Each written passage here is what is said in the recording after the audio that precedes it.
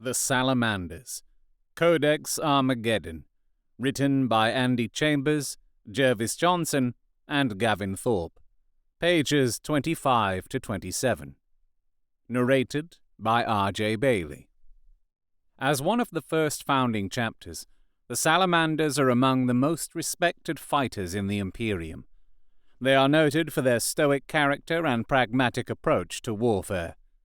This attitude comes mainly from their primarch, Vulcan, and the harsh world they hail from. Their homeworld is Nocturne, a near-lifeless orb in the northern reaches of the Segmentum Tempestus.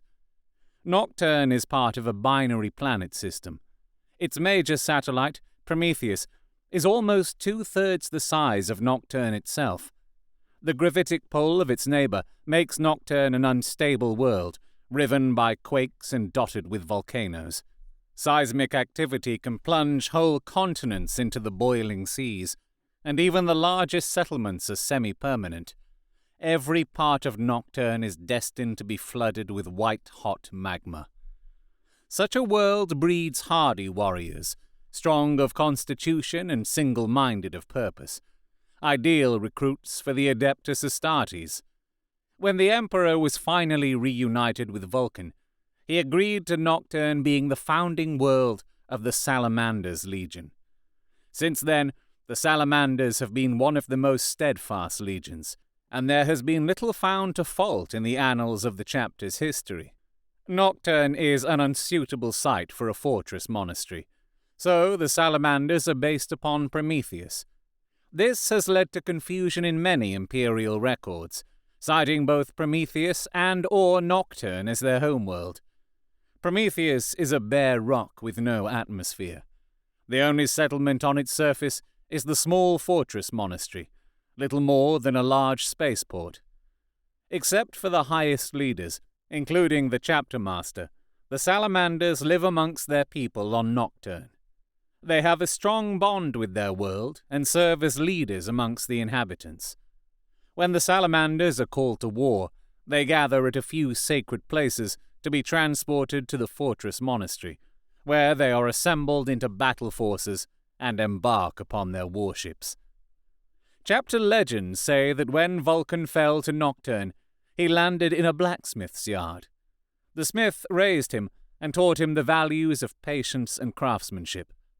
It is these qualities he instilled in the Salamanders, and they are all learned in various artisan skills.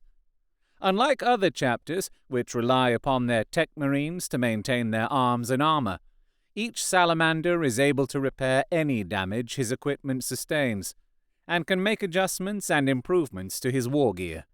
This leaves the tech marines free to create wonderful technological artifacts of great beauty and perfection of function, which are then awarded to the bravest warriors after a battle or campaign. The Promethean cult, the crucible of the Salamanders' beliefs and traditions, is heavily influenced by their primarch and the fiery world they inhabit. Marks of honor are burned into the skin, and trials, such as carrying hot metal bars or walking over burning coals, are commonplace.